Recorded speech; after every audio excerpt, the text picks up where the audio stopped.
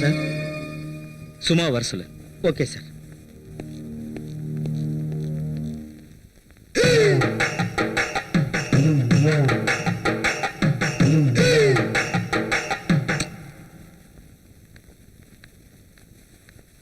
Sir, வர சொன்னீங்களா?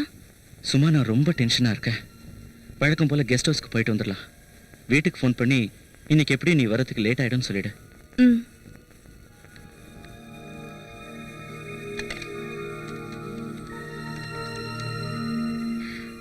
Mummy, நான் தான். இன்னைக்கு வர கொஞ்சம் லேட் ஆகும் போல இருக்கு. ஆமா, ஆஃபீஸில் ஓவர் டைம் மம்மி. சரி, ஓகே, வச்சுட்டா? பாய்.